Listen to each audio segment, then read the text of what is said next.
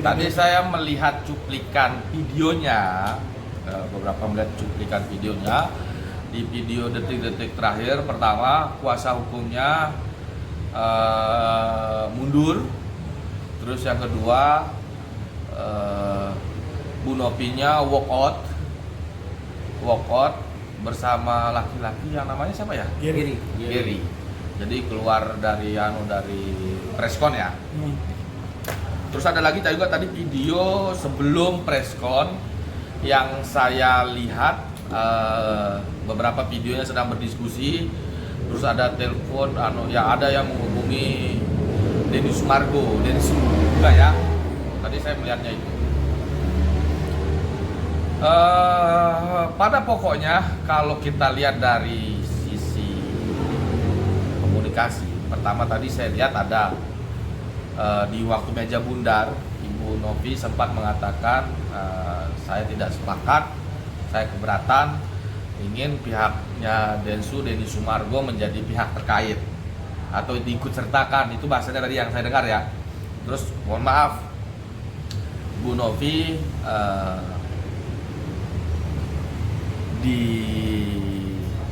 mohon maaf sebelumnya dibentak oleh pengacaranya Agus karena ada nada tinggi. Nah, kalau saya melihat dari sisi komunikasi, mungkin Bu Novinya pada saat waktu meja bundar itu sedikit tertekan. Itu menurut saya. Karena kalau melihat dari kacamata komunikasi, karena seorang laki-laki tidak boleh bernada tinggi kepada seorang wanita, apalagi di tengah umum. Nah, di situ ada pengacaranya juga. Pengacaranya namanya siapa ya? Brian ya? Brian. Tapi saya tidak lihat ada respon untuk melindungi kliennya. Nah, kalau dalam kaca komunikasi mungkin saja, ini praduga saya ya teman-teman. Praduga saya dalam kacamata komunikasi, kenapa pada saat itu tidak ditengahi oleh penasihat hukumnya atau pengacaranya Ibu Novi? Karena kalau saya lihat itu dibentak-bentak. Itu bukan mediasi. Mediasi itu yang saya beritahukan kepada teman-teman, ada namanya kaukus. Kaukus itu tidak boleh diliput. Jadi para pihak itu diberikan pengertian mana sih untung ruginya. Itu namanya mediasi. Sebelumnya saya sampaikan dulu, nanti teman-teman bisa cek. Saya itu mediator non hakim di Pengadilan Negeri Jakarta Pusat. Mediator tersumpah, mediator yang kemarin, alhamdulillah Agustus kemarin saya mendapatkan penghargaan ketiga terbaik di Pengadilan Negeri Jakarta Pusat dengan sertifikasi Gold Award. Nanti teman-teman bisa cek juga di media, ataupun nanti bisa saya tunjukkan ke teman-teman. Jadi kami kalau mediasi ada skema mediasinya. Jadi bukan ujuk-ujuk langsung sepakat, langsung preskon, tidak. Dan tanda tangannya tidak di depan publik. Harusnya mediasi tersebut dilakukan secara tertutup, dan jika sudah disepakati baru ditandatangani. Kalau tadi di depan publik diskusinya, maka akan menciptakan masalah baru. Kalaupun Ibu Novinya tidak sepakat, itu haknya dia sebagai pihak, para pihak, apalagi dari pihak yayasan dan pihaknya Agus yang diwakili oleh penasihat hukumnya juga harus lebih legowo, apalagi abang-abang senior ya. Saya kira itu bukan masalah yang rumit sebenarnya. Tadi tidak perlu ada gontok-gontokan. Jadi bisa digunakan kaukus, diskusikan dulu, draftnya sudah jadi, sudah disepakati, tidak ada yang ditambahkan, semua pihak sudah dimasukkan, baru ditandatangani, baru di live publish. Bang, tadi abang bilang itu bukan mediasi ya, itu abang bilang ada gontok-gontokan, keras-keras gitu. Terus abang juga melihat sedikit kayak ada paksaan gitu bang ya. Nah, berarti itu namanya apa bang kalau bukan mediasi bang? Itu memang salah satu pihak memang seakan-akan ditekan lah, katakan seperti itu. Gimana tuh bang? Jadi kita kembali dulu kepada marwah mediasi. Kita kembali dulu kepada marwah mediasi. Mediasi ini apa sih? Mediasi ini kan kesepakatan para pihak untuk menyelesaikan dengan perdamaian, yang artinya para pihak sepakat untuk menyelesaikan dengan jalur perdamaian. Kalau di pengadilan namanya akta pandading. Tapi karena ini di luar pengadilan, maka dia menjadi perjanjian kesepakatan bersama yang mengikat bagi para pihak. Ya kalau para pihak, satu pihak yang belum sepakat, ya belum bisa dikatakan mediasi yang berhasil. Kalau seperti tadi, itu bukan mediasi, itu kita seperti diskusi antara para pihak. Apa sih yang kita inginkan, apa yang kita harapkan, mencari jalan tengah pihak-pihak, win-win solution. Contoh misalkan, kalau menurut saya, waktu Bu Nopi mengatakan pihak Denny Sumargo juga harus, Densu juga harus dihadirkan, kan itu bisa dibicarakan. Kenapa dia mesti dihadirkan? Kan ditahu lagi ininya, apa namanya, root cause-nya, akar penyebabnya. Kenapa salah satu pihak minta dia dihadirkan? Itu kan itu caranya untuk menghancurkan kebuntuan di dalam mediasi. Bang, berarti Abang melihat ada yang dirugikan gak Bang dalam pertemuan tadi, Bang? Kalau dirugikan sih ada beberapa menurut saya ya dari tindakan-tindakan tersebut, tapi belum bisa dikatakan merugikan sih, tapi silahkan dinilai sendiri saja. Pertama, tadi kita lihat ketika walkout ada kuasa hukumnya yang mengundurkan diri. Ya. Kalau saya melihat kalau kita bicara dari sisi itu, mohon maaf, ini etiknya. Nah, tapi bukan berarti itu salah, karena itu pilihan. Bukan berarti itu salah, tapi secara etik, ya kenapa tidak dibicarakan dulu baru. Kalaupun tidak sepakat, tunggu saja di situ sampai selesai. Katakan tidak sepakat. Jadi kita bersepakat untuk tidak sepakat. Nomenklaturnya sederhana kan? Jadi nggak perlu meninggalkan begitu. Mohon maaf, di situ ada kuasa hukumnya. Jadi seolah-olah tidak menghargai kuasa hukumnya, yang sudah capek mengundang untuk mencari jalan titik tengah. Harusnya menunggu dulu sampai selesai saja acaranya. Katakan saja sepakat tidak sepakat. Itu mediasi juga, di mediasi pun di Perma 1 2016 dikatakan juga. Jadi sepakat untuk tidak sepakat. Bisa-bisa saja. Jadi bukan berarti, mohon maaf,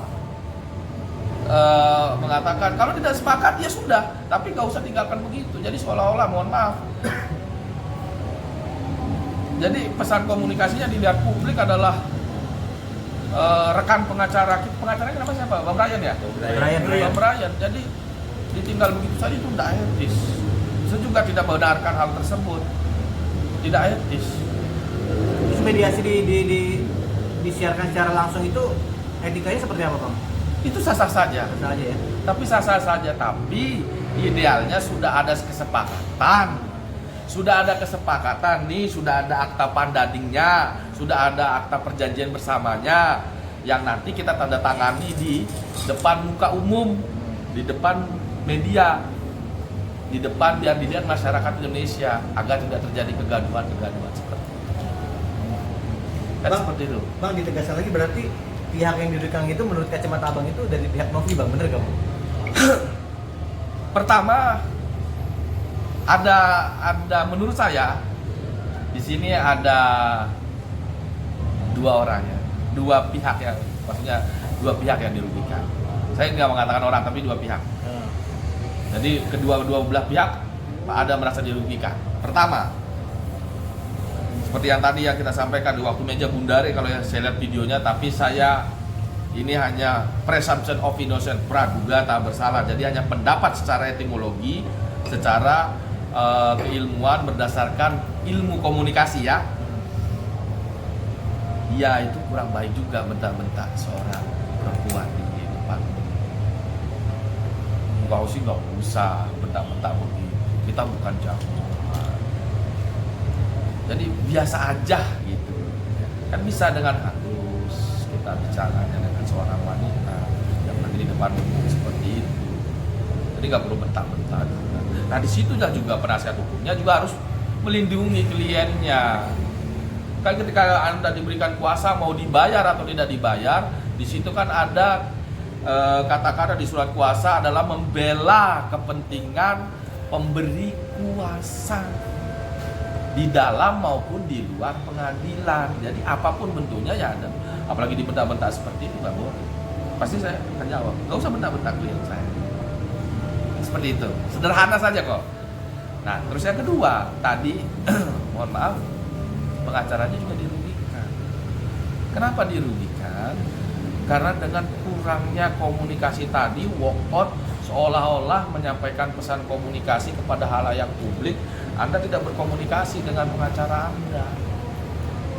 Saya rasa begini, sederhananya begini. Sebelum acara tersebut dimulai, pasti Anda berkomunikasi dengan pengacara Anda, makanya Anda datang. Kan begitu logikanya. Karena dia tahu akan ada mediasi walaupun terlepas dari sepakat atau tidak sepakat, itu urusan yang berbeda. Juga mohon maaf, ini tabayun bagi kita semua, Bu Novi juga harus tabayun juga. Kita sama-sama tabayun, introspeksi diri. Jadi pengacaranya mohon maaf, saya sedih lihat abangnya tadi. Abang saya itu saya lihat sedih sekali. Karena dia berkeinginan baik, ini menyelesaikan ini dengan baik. Mungkin kalau ada miss komunikasi ya nanti setelah selesai di belakang preskon, setelah dia mengatakan sepakat tidak usah ditinggalkan seperti itu, apalagi mohon maaf melepas mic terus meninggalkan seperti itu udah ada etika.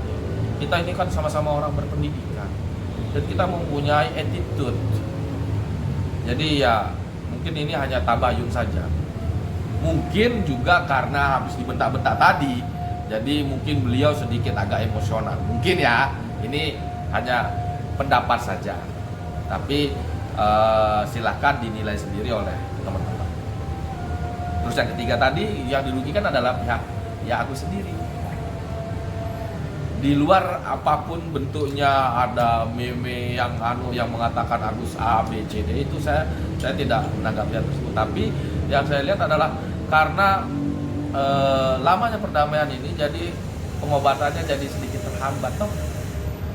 Kan yang seharusnya mungkin kalau ada kesepakatan perdamaian, dananya bisa digunakan untuk pengobatannya agar mungkin biar bisa lebih cepat penanganannya, atau mungkin biar bisa lebih sehat dengan dokter yang dengan perawatan dari dokter yang handal, bukan dokter yang 3,5 tahun jadi dokter ya. Seperti itu ya teman-teman. Jadi bukan yang sekolahnya 3,5 tahun kumlot terus jadi dokter ya pengobatannya. Ada lagi?